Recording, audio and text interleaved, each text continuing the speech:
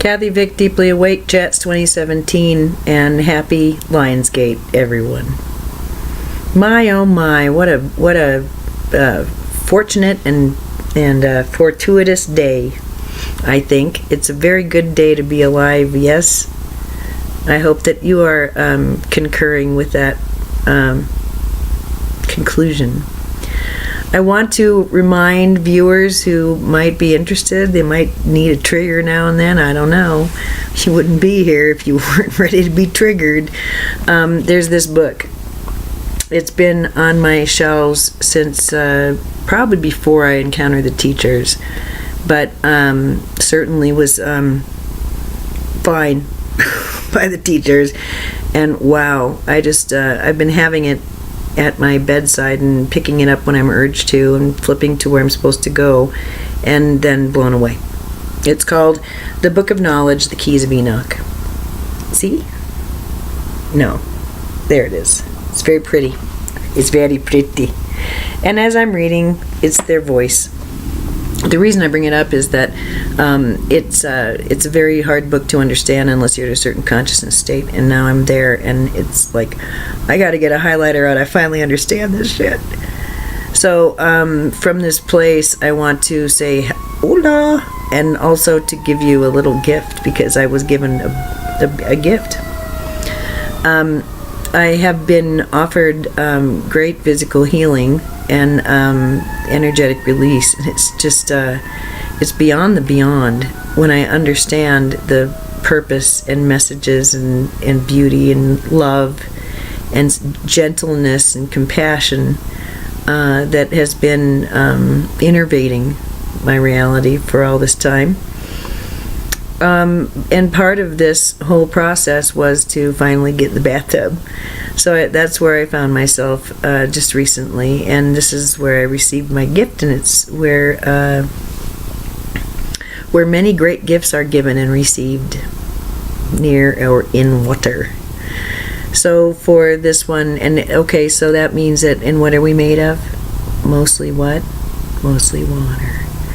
That doesn't mean you have to drink 3 gallons a day, but I'm thinking that probably it's a wise thing to talk to the water and say thank you and love on it and amplify it and agree that it's pure. And the water that you take in is more beneficial than spring water. It's your water. And so I never worry about my water. And you'd think I'd be able to, well, I pretty much am like that with anything, but then I have problems with certain chemicals. It's like, what? I'm supposed to be impervious. And it's not like that. No, my body does have limits. In the bathtub, I realized a few things. It had been coming through, believe me, all morning. And pretty much the idea is that this really, truly is the harvest time for me, for all the work that I've done. Many of the seeds planted and nurtured in 2012. And now I understand the imagery. But what I understood finally was the message I received when I had my second NDE after my big conversion, is what I called it, and the lights going out on May 25th of 2012. I had one NDE and I didn't see anything or anything like that. It was just like, holy crow. It was scary. It wasn't scary, but I knew I was dying.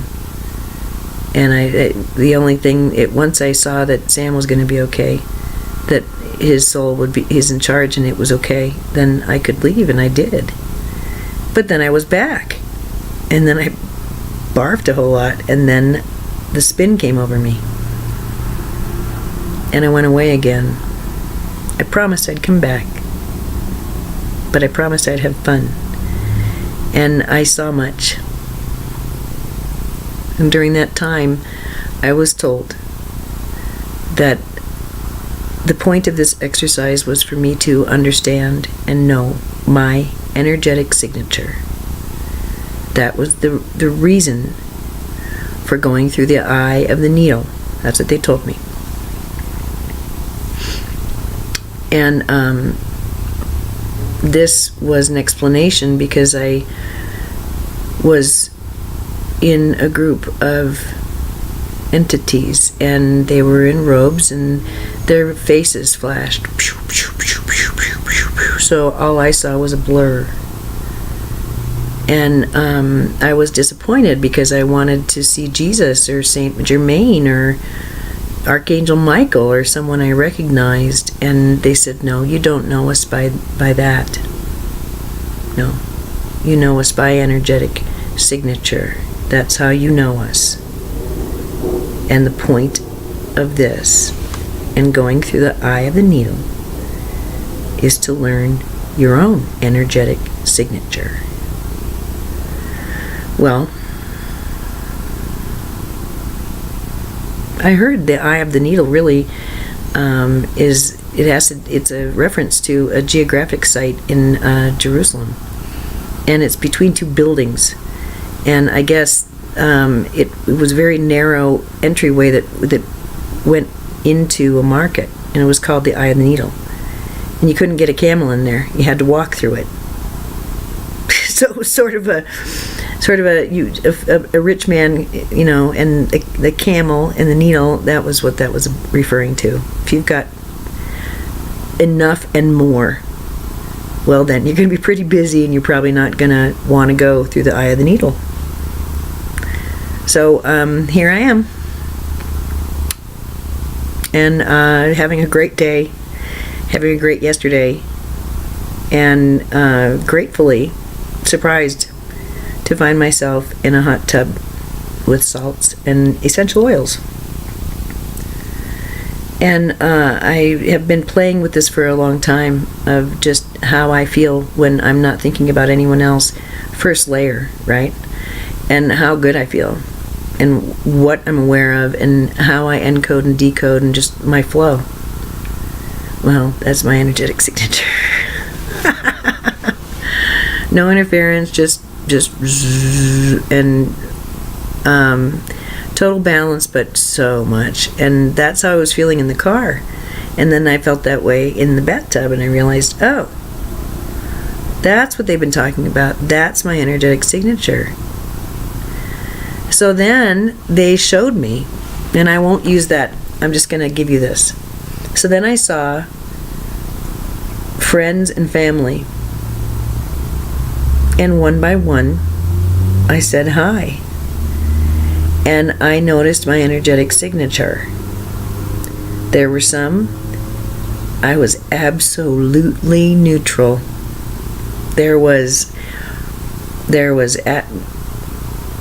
I noticed them, but we were in complete accord. It was an awesome feeling.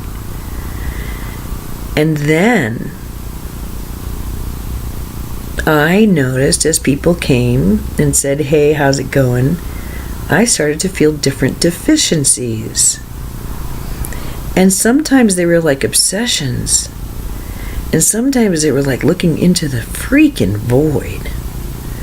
And sometimes they were like screams. Sometimes they were like an itch all over my skin. Sometimes they were like weeping. But they were deficiencies that I felt inside my body and my mind and my soul in their presence. And I understood that they were coming with a gift. The gift of their song, of the song of their journey, not of their soul, of the journey thus far. Because we all know that we're going to be just not wanting to sing for a little teeny tiny bit. And when we take up our song again, it's going to sound different. We have an opportunity to sing something completely different if we want. And some of us are using our time to think about what we've sung so far. it's funny because in the tub I got this image of going from chopsticks to Yesu, joy of man's desiring. What would that be like? Every time you sit down at the piano with the intention of playing a simple song, chopsticks,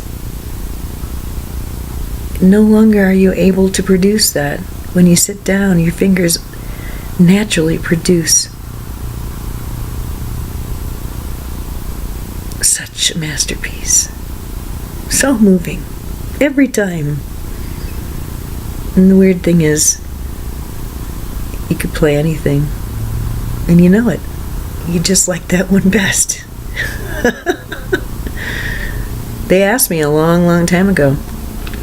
In 2012, I'd had this really weird vision, and it was so physical, and I was physically like light, but I was sliding into my body, and I was laying in a very swanky hotel room in New York City, and there was like weaved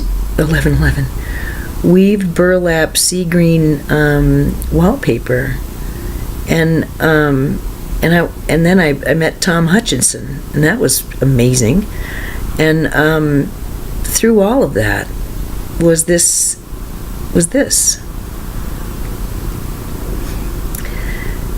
What happens if you go to your tap and instead of water, diamonds come out? Would you be okay with that? It's not what you expect. It might be inconvenient. You might really need that water. You might need it so bad that you just don't even see the diamonds, actually, and just drink them down as they appear like water to you. But what happens if you turn on the tap and rubies come out?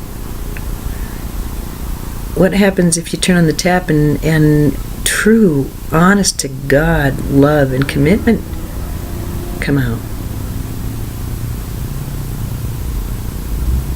Financial reward.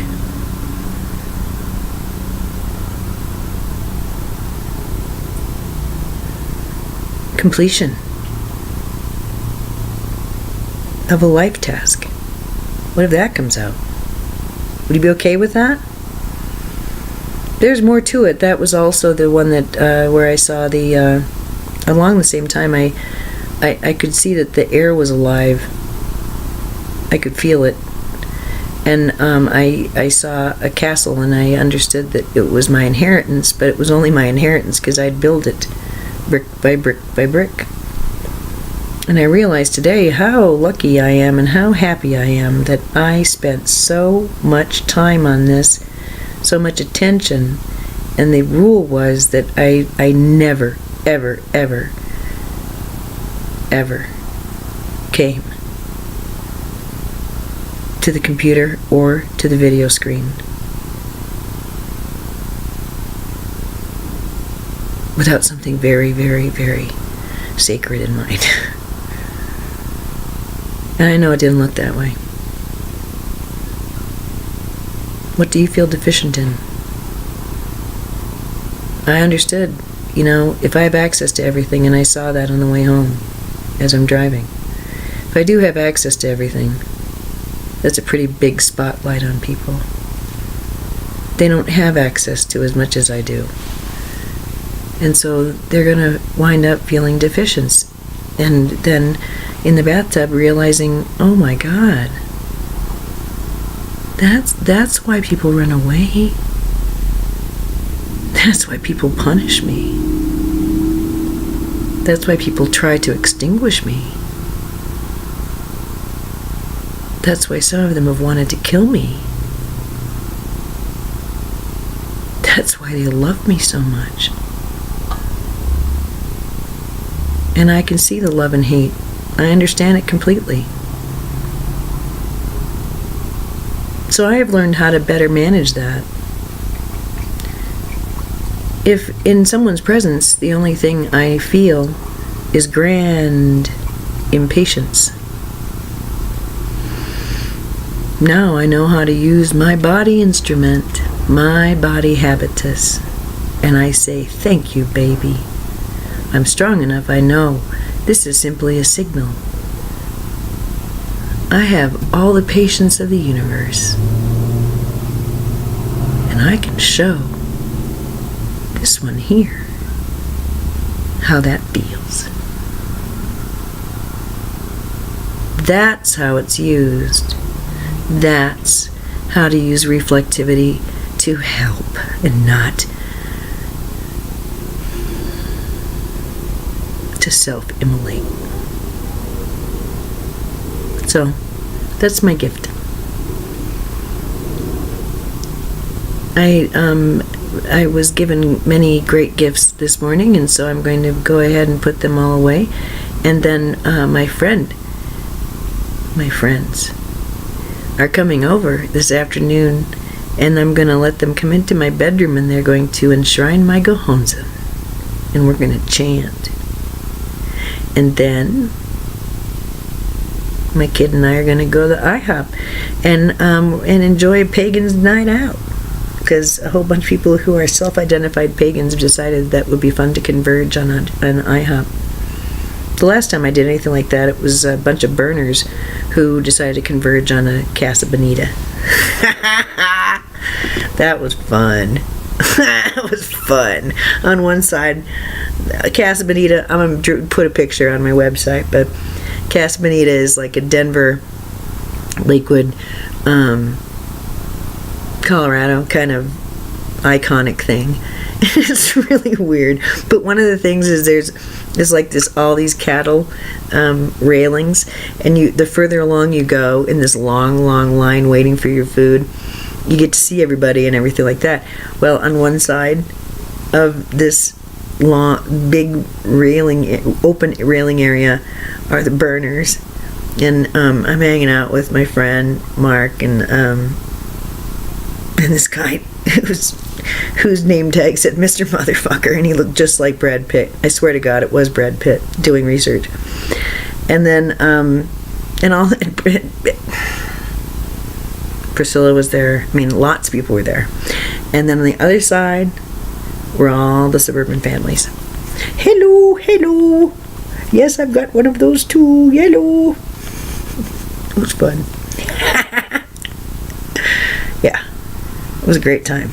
So I don't think that Brad Pitt character is going to be at the IHOP, but I would imagine there'll be other characters there. So that's what we're going to do today. And I can't think of a better way to commemorate and to celebrate the Lion's Gate than by enshrining my Gohonzon. I think that's so cool. I just, wow. It's really neat. And I'm really excited to have my friends be here and consecrate not only the physical matter, but each other in the space. Whew. All right, so that's all I have to give today. I think it's time to eat a muffin and have some coffee. Enjoy in your very own way, steeped in your own energetic signature. Remembering, hopefully, that if the goals that you've placed in front of you about your own unfoldment are making you impatient, to fear not and be of good cheer.